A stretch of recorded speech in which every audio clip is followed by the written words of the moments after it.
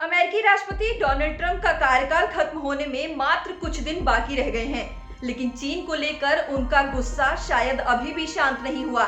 Donald Trump ने जाते जाते चीन की सरकारी company China national offshore oil corporation और मोबाइल फोन निर्माता कंपनी Xiaomi को ब्लैकलिस्ट कर दिया है। क्या है ये पूरी रिपोर्ट, आइए आगे देखते हैं।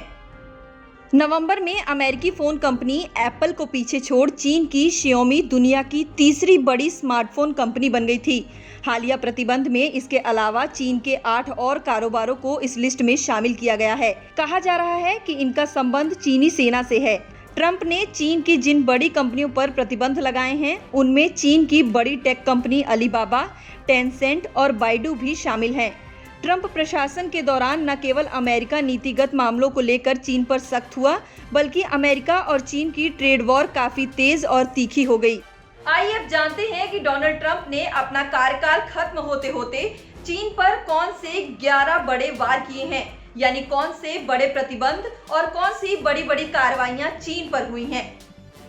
इस साल की शुरुआत में ही पहले हफ्ते में ट्रंप प्रशासन ने 8 चीनी ऐप पर प्रतिबंध लगाया था।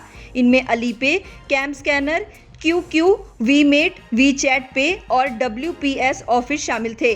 कुछ दिन पहले ही डोनाल्ड ट्रंप ने चीन के शिनजियांग प्रांत में उइगर मुस्लिमों से जबरन काम करवाने की वजह से यहां से आने वाली सभी कपास और टमाटर के उत्पादों पर आयात पर प्रतिबंध लगा दिया था।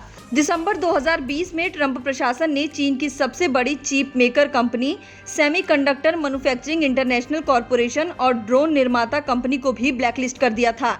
ये कंपनियां अब ना तो अमेरिका में कोई व्यापार कर पाएंगी और ना ही अपनी प्रॉपर्टी और बैंक बैलेंस का इस्तेमाल कर सकेंगी। इसी दौरान अमेरिका ने चीन के 59 वैज्ञानिकों और औद्योगिक उत्पाद इकाइयों पर पाबंदी लगाने की घोषणा की थी। अमेरिका ने इन कंपनियों को राष्ट्रीय सुरक्षा के लिए खतरा बताते हुए अपनी विदेश नीति के विपरीत करार दिया था। पिछले साल के आखिरी दिनों में ट्रंप ने दलाई लामा के उत्तराधिकारी के चयन में चीन का हस्तक्षेप रोकने के लिए तिब्बत नीति पर हस्ताक्षर किए थे।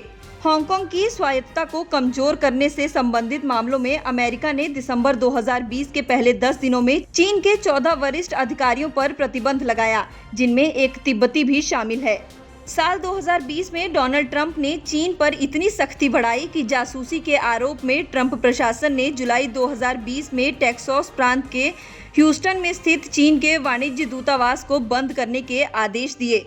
सितंबर 2020 में ट्रंप ने संयुक्त राष्ट्र को संबोधित करते हुए कोरोना महामारी पर कहा कि चीनी वायरस की महामारी को नियंत्रित करने में विफल रहने के लिए संयुक्त राष्ट्र को चीन को जिम्मेदार ठहराना चाहिए। फिर अगस्त 2020 में ट्रंप प्रशासन ने टिकटॉक और वीचैट को बैन कर दिया। जुलाई 2020 में अमेरिका ने चीन की टेलीकॉम उपकरण बनाने वाली कंपनी हुआवे के कर्मचारी पर भी प्रतिबंध लगाया।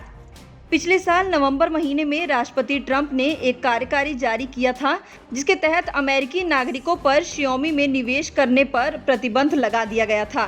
चीन में अमेरिकी कंपनियों को समान अधिकार और फायदा न मिलने के बाद अमेरिका ने जुलाई 2018 से चीन से आने वाले तकरीबन 2.5 लाख करोड़ रुपए के सामान पर 25% तक शुल्क लगाने का फैसला लिया।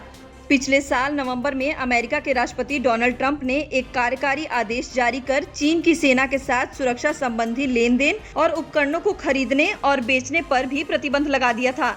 ये कार्यकारी आदेश 11 जनवरी 2021 से लागू होना था।